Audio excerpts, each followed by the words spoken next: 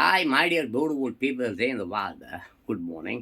அப்படியே ஜென்ஸைக்கு டூக்கு kids children's இளைஞர்கள் வாலிப பெண்கள் ஓகே உங்களுடைய உலகத்தை நீங்கள் தோளில் சுமக்க வேண்டும். வருங்கால தூண்களாகிய நீங்கள் மாணவர்கள் நினைத்தால் நடத்தி காட்டுவார்கள். ஆனால் மாணவர்கள் நிலை இன்று என்ன நிலையில் இருக்கிறது நான் சொல்லுவானா உங்களுக்கே தெரியும். தண்ணி கஞ்சா. No, this is not good. இது ஆரோக்கியமான உலகம் அல்ல. மாணவர்கள் நினைத்தால் நடத்தி காட்டுவார்கள். ஸோ மாணவர்கள் இன்னைக்கு நல்ல மாணவர்கள் இருக்காங்க, அற்புதமானவர்கள். ஆமாம், ஏகப்பட்ட அற்புதமான மாணவர்கள், சாம திறமை உள்ளவர்கள்லாம் இருக்காங்க. பட் இந்த சமுதாயம், இந்த அரசாங்கம் அவர்களை வளர்க்க விடுவதில்லை. பெரிய பெரிய விஞ்ஞானிகளாக இருக்கிறாயா தமிழ்நாட்டில். இந்த நாட்டு மக்களுக்கு தேவையான அனைத்தையும் செய்து தரக்கூடிய வல்லமை பெற்ற மாபெரும் சிந்தனையாளர்கள்லாம் தமிழ்நாட்டில் இருக்கிறார்கள். இந்த அரசியல்வாதிகள், இந்த அயோக்கிய பசங்க அவங்கள வளர விட மாட்டானுங்க. அவர்கள் கண்டுபிடிப்புகளுக்கு, அவர்களுடைய பொருளாதார வளர்ச்சிக்கு இன்னைக்கு மங்கி போய் கிடக்கக்கூடிய, அழிந்து போய் கிடக்கக்கூடிய இந்த சமுதாயத்தை நிமிர்த்தக்கூடிய வல்லமை, மாபெரும் வல்லமை எல்லாம் இங்கே மாணவர்களிடம், இளைஞர்களிடம், வாலிப பெண்களிடம், ஜென்சி கிட்டிடம், 2K கிட்ஸிடம் இருக்கிறது. ஆனால் இவர்கள் அவர்களை வளர்க்க மாட்டார்கள். மாறாக குடிப்பதற்கு ஊக்குவிப்பார்கள், கஞ்சா போடுவதற்கு ஊக்குவிப்பார்கள், திருடுவதற்கு ஊக்குவிப்பார்கள். எல்லா அயோக்கியத்தனத்தையும் பண்ணுவான். சரி, ஓகே. எனவே தினசாந்தி தலைப்பு செய்திகள் அப்படியே போயிடலாம். சென்னை 19/7/2026 தினசாந்தி தலைப்பு செய்திகள். ஒரு வரி மட்டும் அப்படியே படித்து விட்டுட்டு போயிடலாம். பாருங்களேன். ஆமாம், சோத்துக்கே வக்கீல் இல்லாமல் 2 பேர் இருக்கிறாங்க பாருங்களேன். சோறு இல்லையா பாவம். விளம்பரத்தில் நடிச்சுக்கிட்டு இருக்காங்க. எம்ஜி ராமச்சந்திரன் எந்த விளம்பரத்தில் நடித்தார் சொல்லு பார்க்கலாம். எம்ஜி ராமச்சந்திரன் எந்த விளம்பரத்தில் போய் நடித்தார்? தங்கம்மா வாங்கணுமா? தருதுறேன் தங்கம் தருதுறோம். ஒரு மூக்குத்தி நீ போட்டிட்டு ரோட்டில் தெரியா போயிட்டு வந்துருப்பாரு, மூக்கத்துன்னு போடுவான். துட்டு பசங்க அந்த மாதிரி அப்படி வளர்த்து வைத்திருக்கிறார்கள் இந்த சமுதாயத்தைன்னா. உங்களுக்கு சோறு இல்லையா? இந்த மாதிரி ஒரு ஆடில் போய் இந்த பைத்தியக்கார பையன், படிக்காத பையன், முட்டா பையன், சினிமா பைத்தியம் என்ன பண்ணு, உடனே போய் இந்த நகையை நகையை போட்டு ரோட்டில் நகையை வாங்கி அந்த கடையில் மூக்கில் போட்டு நீ வீட்டுக்கு போகிறதுக்குள்ளே திட்டு போயிடுவான். ஸோ இந்த மாதிரி தவறான செயல்களை இந்த சினிமாக்காரர்கள் செய்யாதீர்கள். அந்த பெரிய பெரிய பணக்கார பசங்கள்லாம் தவறு. எம்ஜி ராமச்சந்திரன் செஞ்சார். அவர் பண்ணாத சாதனைகளா, அவர் பண்ணாத விஷயமா? அது தவறு. இதெல்லாம் திருத்துங்க. இதையெல்லாம் திருத்துவது யாராக இருக்க வேண்டும் என்றால் வாலிப பெண்கள், இளைஞர்கள், ஜென்சிக்கு 2K கிட்ஸ் நீங்கள் இதை திருத்த வேண்டும். தங்கம் தரித்திரம். அதை முதல்ல உணரு. எங்கெல்லாம் நீ தங்கம் சேர்த்து வைக்கிறியோ அங்கெல்லாம் திருட என்ன பண்ணுறான், வட்டமிட்டு கொண்டே இருக்கிறான் கழுகு போல. எப்போ உன் கழுத்தடிச்சுட்டு நகையை எடுத்துகிட்டு போகலான்னு. அதெல்லாம் வாங்காத. இந்த உலகத்துக்கு தேவையான 3 விஷயந்தான். ஒன்று சாப்பாடு, இன்னொன்று உரங்க, நல்ல ஒரு இடம், இன்னொன்று அருமையான செக்ஸ், நியாயமான செக்ஸ், இல்லீகல் செக்ஸ் இல்லை. இது மட்டும்தான் இந்த உலகம். அதுக்கப்புறம் தான் போதைக்கு இந்த மயிரெல்லாம். சரி விடு, நியூஸ் இருப்பலாமா? ஓகே. அப்படியே கொஞ்சம் வாசித்து விட்டுருவோம். இது நம்ம கடமை. நாம் அப்படி தான் இருக்கணும் என்பது என் தலையில் இங்கே நெற்றியில் எழுதப்பட்டிருக்கிறது. சரி, அப்படியே போயிடலாம். நான் என்ன பண்ண போகிறேன், கொஞ்சம் கடன்னு போயிடலான்னு பார்க்குறேன். சரி, ஸ்ரீஹரிகோட்டா ஓகேவா? ஜூலை, ஆந்திரா. ஸ்ரீஹரிகோட்டா ஜூலை, ரைட்டா? இந்தியாவின் முதல் தனியார் ராக்கெட்டு விக்ரம் 1 விண்ணில் பாய்ந்தது. விஞ்ஞானிகளுக்கு பிரதமர் மோடி வாழ்த்து. This photograph. ஓகே. அப்படி பார்த்தீங்கன்னாக்கா ஸ்ரீஹரிகோட்டாவில் இருந்து விக்ரம் 1 என்ற தனியார் ராக்கெட் விண்ணில் பாய்ந்து செல்வதை பார்த்து காணலாம். Right, okay. அதுக்கப்புறம் பார்த்தீங்கன்னாக்கா பிரதமரின் வாழ்த்து அட்டை. விஞ்ஞானிகள் மத்தியில் இஸ்ரோ தலைவர் நாராயணன் ராக்கெட் மற்றும் செயற்கைக்கோள்களின் மாதிரிகளை காண்பித்த போது எடுத்த படம் அருகில் விஞ்ஞானிகள் பவன்குமார் சந்தனா, நாகபாரத் டாக்கா உள்ளிட்டோர் உள்ளனர். Okay, this photograph. This photograph பாருங்கள். ஓகே. அப்புறம் பார்த்தீங்கன்னாக்கா அப்படியே கடகடன்னு சின்ன சின்ன செய்திகள் நிறையா இருக்குது. இந்த விக்ரம் 1 ஒரு பார்வை இதெல்லாம் இருக்குது. லேட் ஆகிடும். அப்புறம் மின்சார பஸ்கள் இயக்கத்தில் குறைபாடாம். சென்னை தான். ஒப்பந்த நிறுவனத்திடம் ரூபாய் 9.5 கோடி அபராதம் வசூல். சென்னை மாநகர போக்குவரத்து கழகம் நடவடிக்கை. ஓகே. சும்மா லாஸ்ட்டில் மட்டும் பார்த்துருவோம். ஃபுல்லாக வேண்டாம்.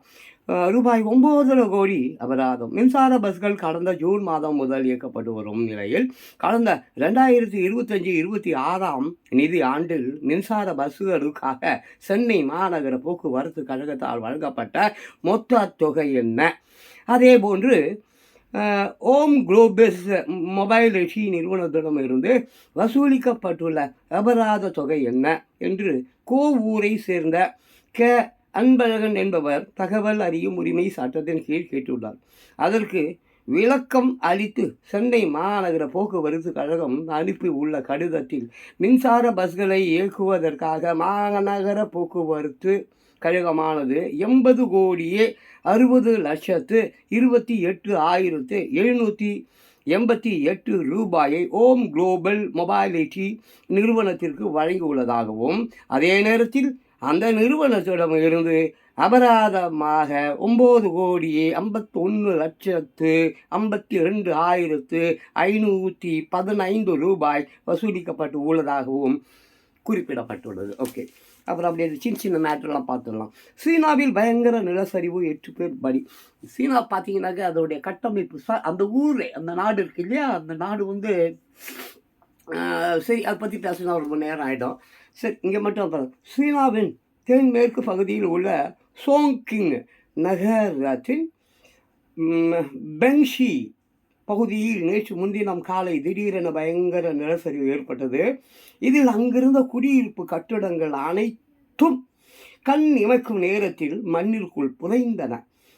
தகவல் அறிந்து வந்த மீட்பு குழுவினர் 10 பேரை உயிருடன் மீட்ட நிலையில் 8 பேர் உடல்களை பிணமாக மீட்கப்பட்டனர். மேலும் மண்ணிற்குள் சிக்கி மாயமான 34 பேரை தேடும் பணி தீவிரமாக நடந்து வருகிறது. சீனா ரொம்ப மிக பயங்கரமான ஒரு காலகட்டத்தில் இப்பொழுது இருக்கிறது.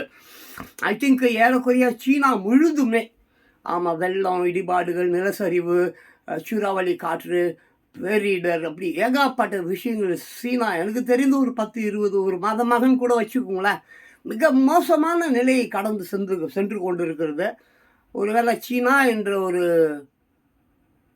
ஒரு நாடு இல்லாமல் அப்படிலாம் ஆகாது, இருக்கும். சரி, அப்புறம் எழுதுபொருள் அச்சுத்துறை ஆணையராக லில்லி நியமனம். லில்லி, எஸ் மேன், ஆமாம், எழுதுபொருள் அச்சுத்துறை, அதாவது ப்ரெஸ் எல்லாம் இருக்குல்ல, ஆணையராக லில்லி நியமனமா. மது பாட்டில்கள் கடத்தல், போலீஸ் 8 உட்பட 3 பேர் கைதாங்க. 8 பேர் துணையாக இருந்துருக்கிறாருங்க. எவ்வளோ மோசமாக இருக்குதுங்க. ஆட்சி மாறியும் காட்சிகள் மாறவில்லை, அப்படியே தான் இருக்கிறது. ஆட்சி மாறியும் காட்சிகள் மாறவில்லை, அதே தான் போல இருக்குது. பழைய குரு என்னது, பழைய செவிடி கதவு, பழைய குருடி ஒரு ஒரு பழமொழி ஒன்று பழைய சந்தி, அதை விட்டு வரல, இங்கே இருக்குது, வரல. சரி, அதுக்கப்புறம் பாருங்க, பற்கள் விழுந்த விரக்தியில் முதியவர் தற்கொலை. என்னப்பா அது, பற்கள் விழுந்த விரக்தியில் முதியவர் தற்கொலை? அப்போ நான் தற்கொலை பண்ணிக்கணுமா? எனக்கு பழைய இல்லை, நான் தற்கொலை பண்ணிக்க மாட்டேன். தற்கொலை பண்ணிக்கொள்ள தூண்டுவேன். ஆமாம், நான் தற்கொலை பண்ணிக்க மாட்டேன். சரியா? ஓகே, எனிவே அந்த கல்யாணம் பற்றி அவங்க பார்க்கணும். அப்புறம் மின் இணைப்பு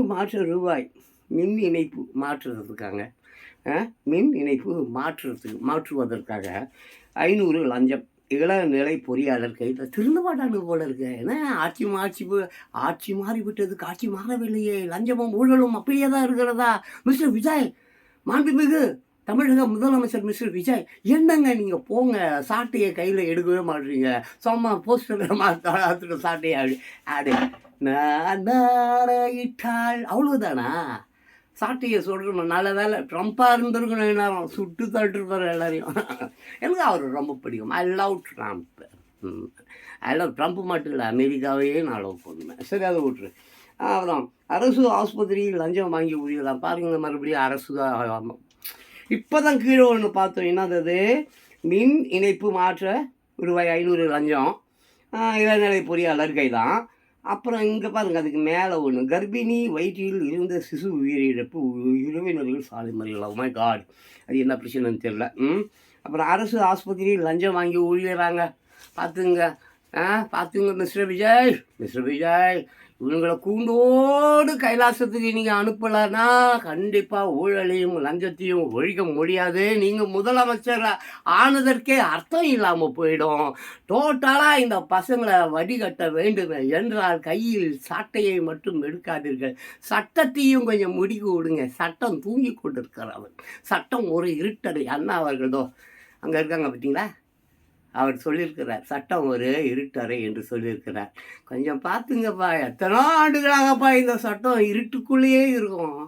சரி, விடியாது விடியாது விடியாது விடியல். சரி, அதை பார்த்துக்கலாம். அப்புறம் ஹோட்டலில் சிக்கன் ரைஸ் சாப்பிட்டு 6 பேர் போயிட்டு போகுது. நல்லா சாப்பிடுப்பா, சீக்கிரமாக சாப்பிடு. அதுக்கப்புறம் விளையாடிய போது மயங்கி விழுந்து மாணவன் சாவோம். மை காடு, விளையாடும் போது ஒரு மாணவன், இந்த மாணவன் அந்த மாணவன் ஒரு கவிஞனா அல்லது விஞ்ஞானியா அல்லது டாக்டரா அல்லது ஒரு என்ஜினியரா, எப்போ இந்த நாட்டை மிகப்பெரிய அளவுக்கு உயர்த்தி செல்ல வேண்டிய ஒரு மாணவன் இறந்து விட்டான். விளையாடிய போது மயங்கி விழுந்து மாணவன் சாவு. இது போன்ற விஷயங்களுக்கு பாதுகாப்பான செயல்கள் என்ன, எப்படி மாணவர்களை காப்பாற்ற வேண்டும், மாணவர்களுக்கு சரியான உணவு எது, சரியான பாடங்கள் என்ன, சரியான உடை நடை உடை பாவனை ஆட்டிடியூட்ஸ் என்ன, அவர்கள் எப்படிப்பட்ட ஒரு சூழ்நிலையில் வளர வேண்டும், எப்படியெல்லாம் வளர வேண்டும், அவர்களுக்கு தேவையான விஷயங்களை குறைபாடு இல்லாமல் எப்படி கொடுக்க வேண்டும், அவர்களுடைய முன்னேற்றம் தானே இந்த உலகத்தின் முன்னேற்றம் என்பதை இந்த அரசாங்கம் உணரும் வரை மாணவர்கள் இறந்து கொண்டுதான் இருப்பார்கள், மாணவர்கள் குடித்து கொண்டுதான் இருப்பார்கள், மாணவர்கள் கஞ்சா ஊதி கொண்டுதான் இருப்பார்கள், மாணவர்கள் கொலை கொள்ளை போன்ற பயங்கரமான கொடூரமான செயல்களில் போய்கொண்டுதான் இருப்பார்கள். இதை யார் உணர வேண்டும்? இந்த தமிழ்நாட்டின் மாண்புமிகு முதலமைச்சர் விஜய் அவர்கள் உணர வேண்டும். ஏனென்றால் அவரும் ஒரு காலத்தில் மாணவராக இருந்தவர் தான், சிறு குழந்தையாயிருந்து வளர்ந்துதான் இன்று முதலமைச்சராக இருக்கிறார். ஸோ நீங்கள் முதலமைச்சராக ஆவதற்கு எப்பேற்பட்ட கடினமான கஷ்டமான பாதைகள், துயரங்கள், துன்பங்கள், வழிகள் எல்லாவற்றையும் தாங்கி கொண்டு இன்று இந்த நிலைக்கு நீங்கள் வளர்ந்து வந்திருக்கிறீர்களோ, அதே போன்று மாணவர்கள், சிறுவர்கள், ஜெசிக்கி டுக்கி இவர்கள் எந்த சூழ்நிலையிலையும் துன்பப்படாமல், துயரப்படாமல், கல்வி குறைபாடு இல்லாமல், சாப்பாடு குறைபாடு இல்லாமல், தூங்குவதற்கு தூங்கறதுக்கு இடம் இல்லைங்க. பாவம், 10க்கு 10 ரூமுள்ள 10 பேர் தூங்குறாங்க ஏழை குடும்பத்தில். 10 பேர் ஒரு 10க்கு 10 ரூமில் ஒரு ஏழை குடும்பத்தை சார்ந்த கணவன், மனைவி, குழந்தைகள், அந்த தாய் கர்ப்பிணியாக வேற இருக்குது. எப்படி இது நியாயப்படும்? சொல்லுங்க பார்க்கலாம். ஏங்க ஒருத்தர் பார்த்தா என்னமோ ஒரு தமிழ்நாடையே தன்னுடைய சொத்தாக வைத்து கொண்டு சுற்றி கொண்டிருக்கிறான். மற்றொருவனை பார்த்தால் படுப்பதற்கு, தூங்குவதற்கு, உண்ணுவதற்கு, உடுத்துவதற்கு உடை இல்லையே என்று தவிக்கிறான். இது என்னையா அரசாங்கம்? இது என்னையா நியாயம்? இங்கு எதற்கு கோர்ட், எதற்கு வக்கீல், எதற்கு ஜட்ஜ்? யாருமே தேவையில்லையா? அவன் பிச்சை எடுத்துன்னு இருக்கிறானே, அந்த பணத்தையும் பிடுங்கி தின்னக்கூடிய அரசியல்வாதிகள் வாழும் நாடு இது நாடு அல்ல, சுடுகாடு. இதை யார் உணர வேண்டும்? முதலமைச்சர் அவர்கள், மாண்புமிகு விஜய் அவர்கள் மாற்றம் வந்து விட்டது என்று மட்டும் வாயார வழி சுட்டுக் கொண்டு இருக்கக்கூடாது. இப்படிப்பட்ட மாற்றத்தை தடுத்து அவதூறுகளை கிளப்பி இது ஆட்சியை கவுப்பதற்காக என்னென்னமோ விதைகள் அங்கே இங்கே அந்த நாட்டில் இந்த நாட்டில் உட்காந்துன்னு இங்கே உட்காந்துன்னு அங்கே உட்காந்துன்னு திட்டு பசங்களெல்லாம் அம்சி அவதூறுகளை பரப்பி கொண்டு மக்களை நாசம் பண்ணி கொண்டிருக்கிற கயவர்களை, திருடர்களை, தீய சக்திகளை, பயங்கரவாதிகளை, வன்முறை கலவரக்காரர்களை அடித்து நொறுக்கி காலில் போட்டு மிதித்து ஜெயில் கட்டுங்க. ஊடு கட்டாதீங்க. ஜெயில் பெரிய புழல் சிறை இல்லை, புழல் சிறையை போல ஒரு 500 ஏக்கர்ல 10,000 ஏக்கர்ல பயங்கரமான ஜெயிலை கட்டுங்கள். ஃபாரின்லாம் போய் பாருங்க, ஜெயிலை கட்டுங்கள். ஒரு தடவை ஜெயிலுக்குள்ளே போனால் திரும்பி வரக்கூடாது. அந்த மாதிரி அவர்கள் மீது வழக்கு பதிவு செய்து அவர்கள் குற்றங்கள் நிரூபிக்கப்பட்டு அவர்கள் தப்பானவனாக இருந்தால் அவன் தண்டிக்கப்பட வேண்டும். நிரபராதியாக இருந்தால் தயவு செய்து அவனை விட்டு விடுங்கள். பாவம், அவன் ஏதோ கடைசி காலத்தில் ஏதோ அவனுடைய சொந்த பந்தங்களோடு வாழ்ந்து விட்டு போகட்டுமே. இதில் என்னையா உங்களுக்கு, இதில் என்ன உங்களுக்கு வேதனை? சரி விடுப்பா. ஸோ அப்படி போகுது விஷயம். அப்புறம் தமிழ் தாயின் இயக்கம் தீர அண்ணா தமிழ்நாடு என்ற பெயர் சூட்டிய நாள் மிக ஸ்டாலின் வாழ்த்தான். அதுக்கப்புறம் பார்த்தீங்கன்னாக்கா வந்தே மாதரத்துக்கு இடையூறு செய்தால் 3 ஆண்டு சிறை, நாடாளுமன்றத்தில் மசோதா தாக்கலாகிறது. ஓகே. அமைச்சர் ஆனந்த் மீது வழக்கு தொடுத்த தவேக பெண் நிர்வாகி கைது. இது என்ன அது? What is this man? எங்கே? சென்னை தான். அமைச்சர் ஆனந்த் மீது வழக்கு தொடுத்த தவேக பெண் நிர்வாகி. சரி, அப்படியே அந்த முதல்லலாம் படிக்க வேணாம், அறுத்துக்கினே இருப்பானுங்க, பிளேடு ரப்பரு ஜவ்வு இழுக்கும். லாஸ்ட்டில் என்ன இருக்குது பார்த்துருவோம். தமிழக வெற்றி கழகத்தின் இணைய வழி முறையின் மூலமாக உறுப்பினராக இணைந்துள்ள சந்திர மோகன் மனைவி ஞான சௌந்தரி எதிரிகளுடன் சேர்ந்து கொண்டு பொய்யான குற்றச்சாட்டுகள் கூறியும் கட்சியின் கொள்கைகள், ஒழுக்கம் மற்றும் கட்டுப்பாடுகளுக்கு முரணாக செயல்பட்டு உள்ளார். அவர் தமிழக வெற்றி கழகத்தின் அடிப்படை உறுப்பினர் பதவியிலிருந்து உடனடியாக நீக்கப்படுகிறார்.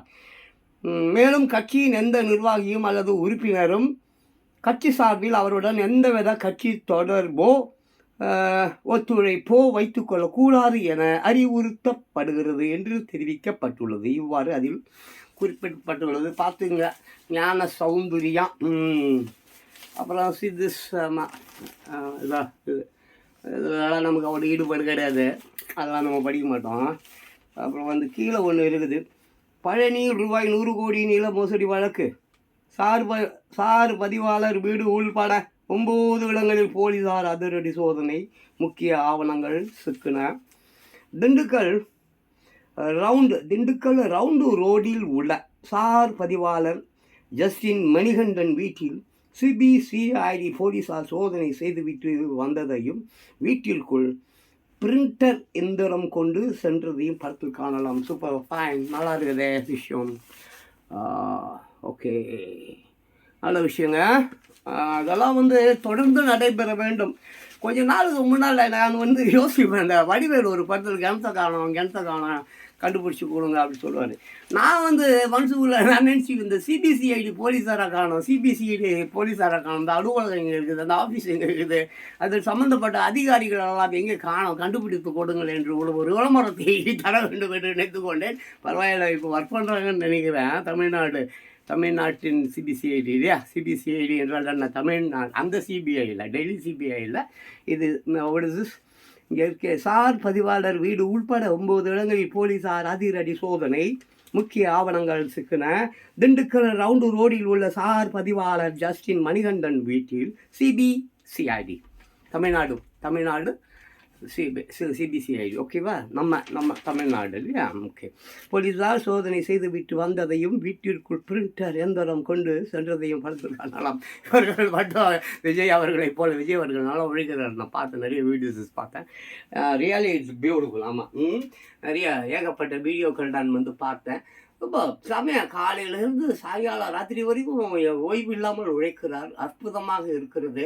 திடீர் என்று ஆய்வு என்று டிரைவருக்கு கூட தெரியாது போல இருக்குது. திடீர்னு காரை இப்படி விடுப்பா அப்படி சொல்லுவாருன்னு நான் நினைக்கிறேன். திடீர்னு யாரும் எதிர்பார்க்காத அளவுக்கு திடீர் என்று அரசாங்க அலுவலகங்கள் உள்ளே சென்று சார் பதிவாளர், அப்புறம் முந்தானத்தில் அந்த சைதாப்பேட்டில் ஒரு ஸ்கூல் மாதிரி. Very good, nice. This is யாருக்கும் நீங்கள் எங்கே போகிறீங்க தயவு செஞ்சு யாருக்குமே தெரிவிக்காதீங்க. ஈவன் தோ உங்களுடைய சொந்தக்காரர் ஆகட்டும், வாட்ச்மேன் ஆகட்டும், டிரைவர் ஆகட்டும், யாருக்கும் சொல்லாதீங்க. ஏன்னா லீக் ஆகிடும், விஷயம் சொல்லி விட்ருவான். புரிதுங்களா? எவனையுமே நம்ப முடியாது. நண்பன் சொல்லுவான், பின்னாலேயே குத்திடுவான். சீசரை குத்தல. ஆமாம், ப்ரூட்டிஸ். Oh my ப்ரூட்டிஸ். நீயுமான் சீசர் அழுதான் பாரு, அப்படி தான் இருக்கும். இப்போ சாக்குன்னு குத்துவான். திருட்டு ராஸ்கல்ஸ். நட்பு ரொம்ப முக்கியம், ஆனால் இந்த மாதிரி நட்பு தப்பு. அது வேண்டாம். நட்பு ஒரு நண்பன், அற்புதமான நண்பன். எனக்குலாம் நண்பனே கிடையாதுப்பா. I don't have any friends. இத்தனை வருடங்களாக எனக்கு என்று இதுவரை நான் எந்த ஒரு நண்பனையும் தேர்ந்தெடுத்து கொள்ளவில்லை. ஏனென்றும் தெரியவில்லை. 64 வயதை கடந்து விட்டு எவ்வளோ பேரை நான் பார்த்துட்டேன். பெரிய விஐபிகள் கூட எல்லாம் வாழ்ந்திருக்கேன், போயிருக்கேன், வந்திருக்கேன், ஒர்க் பண்ணியிருக்கேன். But I didn't never kept one friend for me. எனக்கு என்று ஒரு நண்பனை நான் உருவாக்கி கொள்ளவில்லை. நண்பனும் தேவையில்லை. தனிமையிலேயே நான் நிறைய சிந்திக்கிறேன், நிறைய யோசிக்கிறேன், நிறைய கனவுகள், நிறைய கற்பனைகள், ஏகப்பட்ட விஷயங்களை நானாகவே ஆய்வு செய்கிறேன், ஆராய்கிறேன், அதன்படி நடக்கிறேன், நன்றாக இருக்கிறேன், சௌரியமாக இருக்கிறேன். எல்லோரும் இதை தான் செய்ய வேண்டும். ஒருவர் தனிமையில் இருக்கிறார் என்பதற்காக வருந்த வேண்டாம். ஒருவர் தனிமையில் இருக்கிறார் என்றால் தான் அவர் யோசிக்கிறார் என்று அர்த்தம், சிந்திக்கிறார் என்று அர்த்தம். சிந்திக்க தொடங்கிவிட்டாலே அவர் அறிவாளியாகிவிட்டார் என்று அர்த்தம். ஒரு மனிதன் எப்பொழுது சிந்திக்க தொடங்குகிறானோ அப்பொழுதே அவன் முட்டாள் நிலையில் இருந்து அறிவு பெற்றவன், சிந்தனையாளன், மாபெரும் ஞானி, அந்த நிலைக்கு அவன் சென்று விடுவான். பார்த்துருவே இந்த புத்தங்கத்தை இயேசு எல்லாருமே தனிமையில் சுற்றி கொண்டிருந்தவர்கள் தான். வராந்தரம், காடு, அங்கே இங்கே, பசி, பட்டினி, பூனை நான் இப்போ பூனையை கூட வாழ்ந்துக்கிறேன். அவங்க காட்டு மிருகங்கள், பாம்புகள், அது மாதிரி இடங்கள்ல யாகம் வந்து தவம், இந்த மாதிரி ஏதோ தனிமையிலே இனிமை காண முடியுமா என்றால் நிச்சயமாய் முடியும்.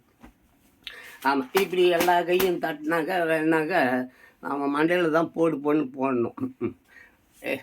சொன்னோம் தான், ரெண்டு பேருக்கு மேலே ஜனாதிபதி ஆட்சியில் 2 பேருக்கு மேலே நீ ரோட்டில் அங்கே இங்கே இருந்தால் புஷின் உள்ள போட்டுருவான். 144. கூட்டம் சேர்வது எது? கூட்டம் என்னது? கூட்டம் என்ன? கூட்டமே கூட்டம் போட்டு திருடுற கூட்டம், திருடிக்கொண்டே இருக்கிற திட்டம் போட்டு திருடுற கூட்டம், அதான் திட்டம் தான் கூட்டம். ஆமாம், தனியாக ஒருத்தன் திட்டம் போட்டால் அது வந்து சமுதாயத்திற்கு லாபம், உலகத்திற்கு லாபம். ஆனால் கூட்டம் போட்டு திட்டம் போட்டால் அது மொத்தத்துக்கும் கேடு, மொத்தத்துக்கும் உலகத்துக்கும் கேடு. எல்லாம் உணர வேண்டும். அமைதியாக இரு. சைலன்ஸ் இஸ் தவம். அமைதியாக இருக்கு. அதுக்காக ரொம்ப அமைதியாக இருக்காது. அமைதியாக இருப்பது ரொம்ப நல்லது. ஆமாம், ஒருத்தவனுக்கு காரி மூஞ்சில் துப்புறான்னா சரிப்பா, துப்பிட்டு போட சொல்லி அவனை பார்த்து சிரித்து கொண்டே இரு. இந்த கொஞ்சம் துப்புறா, நல்லா இருக்குதா, என்னடா ஸ்வீட் சாப்பிட்டியா,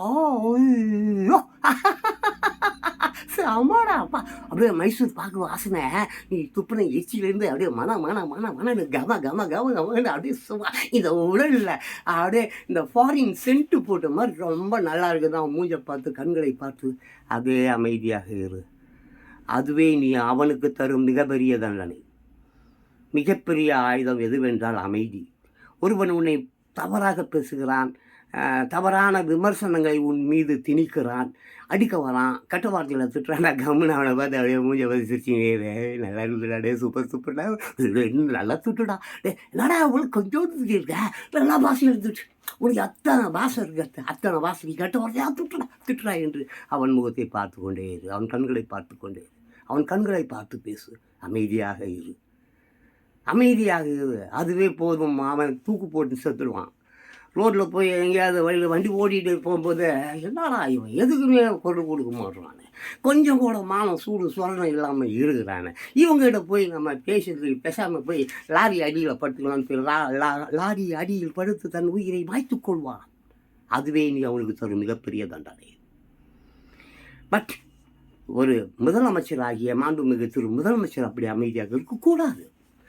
தனி மனிதன் அமைதிக்கும் ஒரு நாட்டின் அமைதிக்கு பங்கம் ஏற்படும் போதும் அங்கே இருக்கக்கூடிய தலைவன் துடிக்க வேண்டும் அல்லவா? தன் மக்கள் ஆச்சுப்பா, தன்னுடைய உயிர், தன் மக்கள் என்றால் யார்?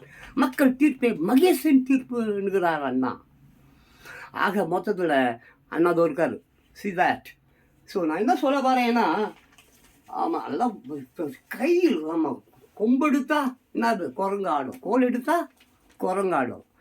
அடி உதவுற மாதிரி அண்ணன் தம்பி உதவ மாட்டான். புரியுதா? கண்டிப்பு இல்லாமல், தண்டிப்பு இல்லாமல் இங்கே எதுவுமே சரியாகாது. மூளையிலேயே கிள்ளப்பட வேண்டும். இங்கே எல்லாம் முத்தி போச்சு, புத்துநோயாச்சுப்பா. மூளையிலேயே எப்பொழுதோ 40, 50, 60 ஆண்டுகளுக்கு முன்னாலே எல்லாமே சரி செய்யப்பட வேண்டியிருக்கணும்.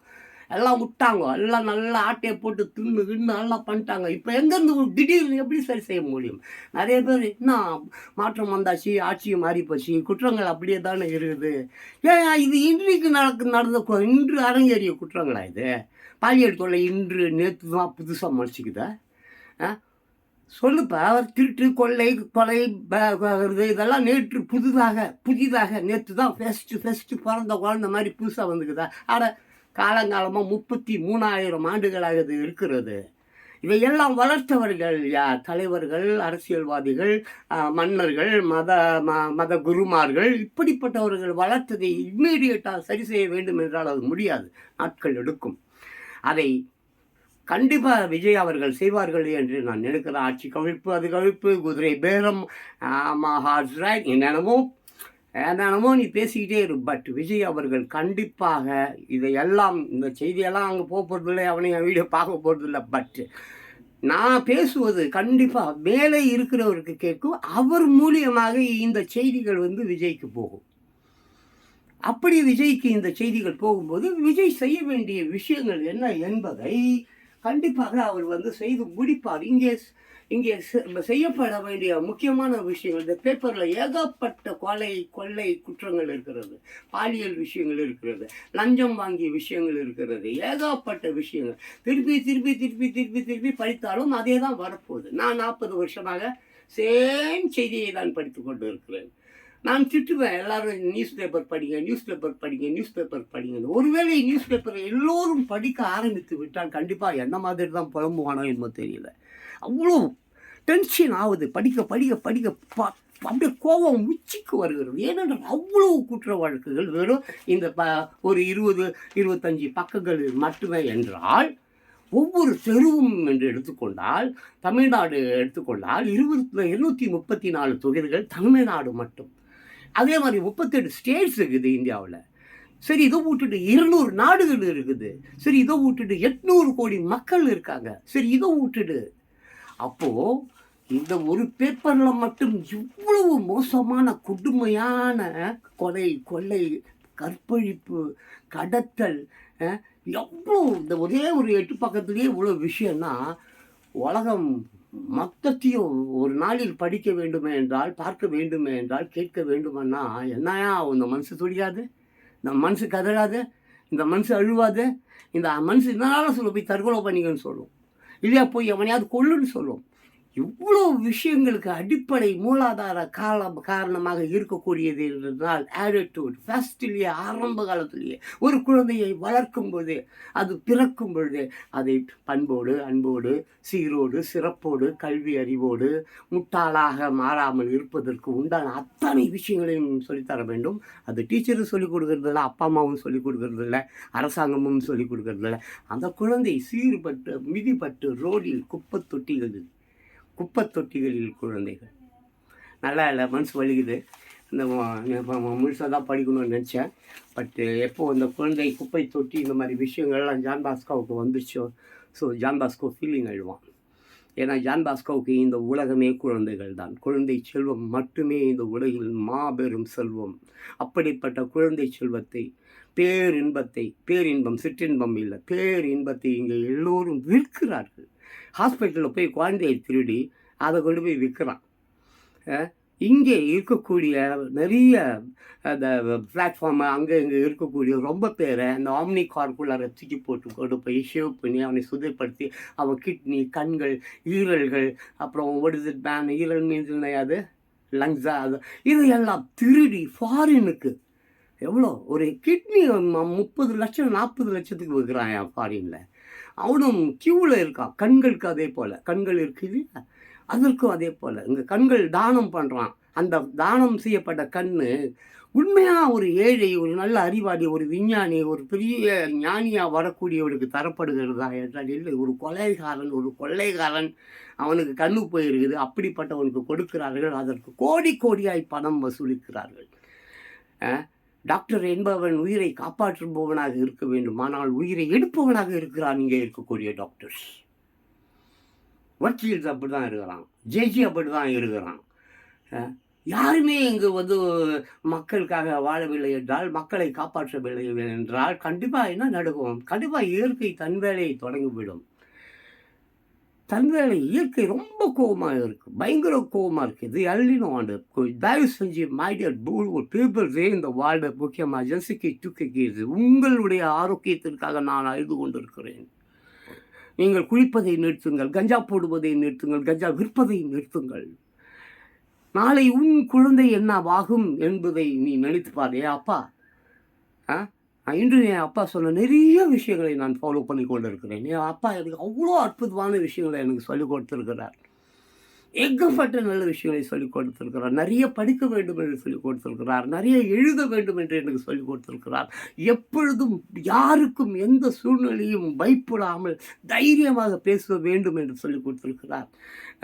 இயேசுநாதர் அந்த உதாரணம் இருக்குது இல்லையா, ஒரு கன்னத்தில் எடுத்தால் மறுகன்னத்தையும் காண்பி என்று இயேசுநாதர் சொன்னது போல ஒரு வாசகம் இருக்குது இல்லையா. என் அப்பாவும் ஃபாதர் தான், சர்ச் ஃபாதர் தான். அவர் கூட அவர் எனக்கு சொல்லியிருந்தது என்ன தெரியுமா, ஒரு ஜான் ஒரு கன்னத்தில் அடிச்சிட்டானா ரைட் ஓகே, இன்னொரு கணத்தையும் காட்டு, இன்னொரு கணத்துலையும் அடிச்சிட்டானா இப்போ what you want to do, அந்த ஒரு அடி எம்ஜி ராமச்சந்திரன் படத்தில் பார்க்க முடியும். ஒரு கணத்தில் அடித்தா கம்முன்னு தான் வாங்கிப்பார், அது ரத்தத்தை அடிச்சு படிப்பார். இன்னொரு கணத்தில் அடித்தா அப்புறம் அந்த ரத்தம் எடுத்துருப்பார். மூணாவது அடி அவர் அடி அவள் தான் செத்துடணும்.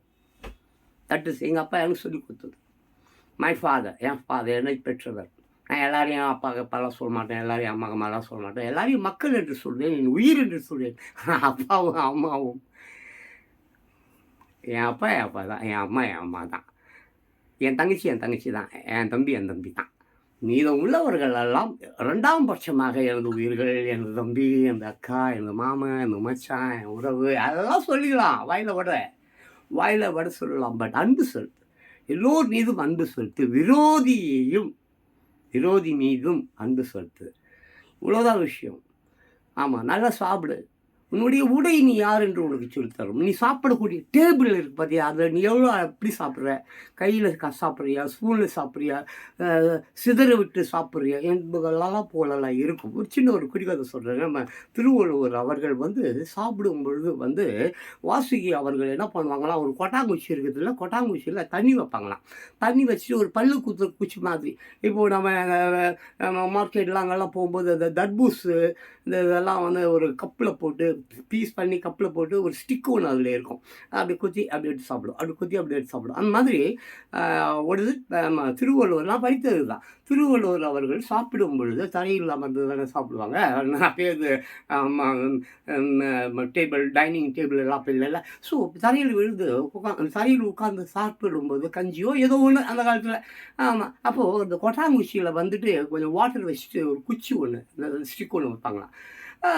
அது அப்படி தான் இருக்குமா. அப்படியே காலங்கள் கடந்து இப்பொழுது என்ன நடக்க போகிறது என்றால், வாசுகிக்கு வயது நிரம்பி விட்டது.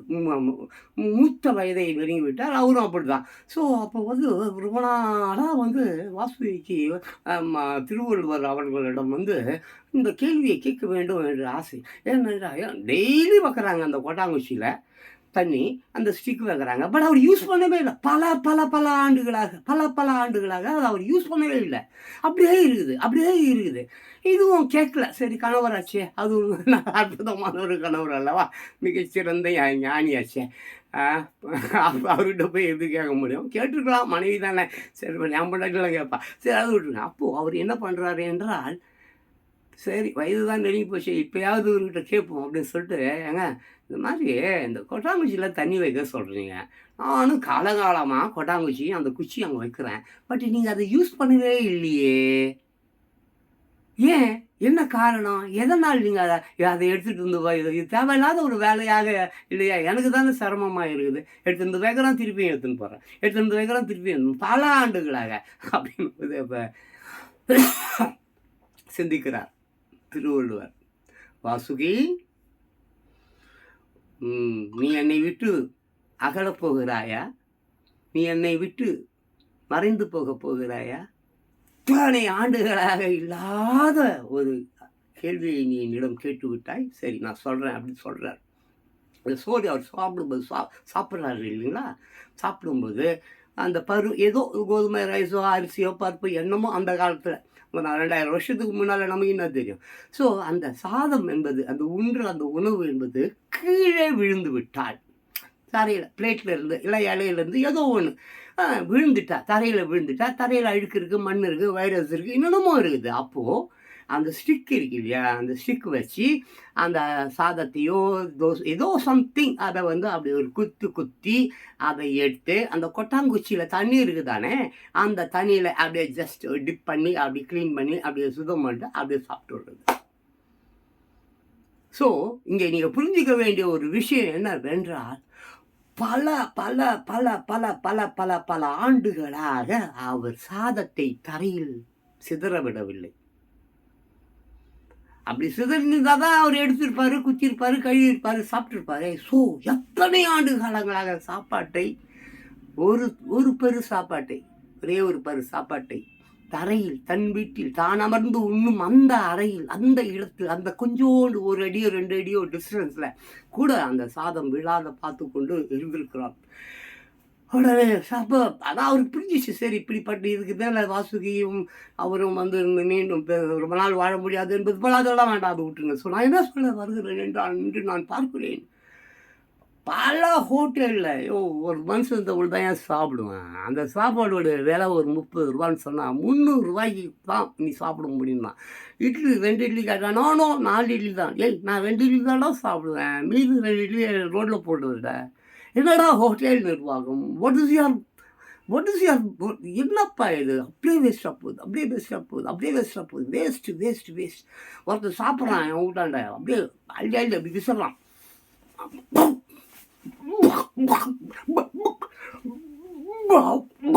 என்னையா இப்படியா சாப்பிடுவேன் பிளாடி, முட்டாள் ராஸ்கல், என்னையா. அதை சினிமா படத்தோட வேலை காட்டுவான். சினிமாக்காரன் அவனும் மூஞ்சி அவன் முகர கட்டி, என் பேரோட டைரக்டர் மயிறு டைரக்டர், நடா டைரக்டர் நீ. போய் ஃபாரினில் போய் பாடுற. எப்போ டைரக்டர்லாம் மியூசிக் டைரக்டர். சரி விட, கோவம் வந்துச்சு அந்த கோவம் வந்துச்சு. அப்புறம் கெட்ட வார்த்தை வரும், கெட்ட வார்த்தை வந்தால் தாங்க மாட்டேன். அதனால் பாய்.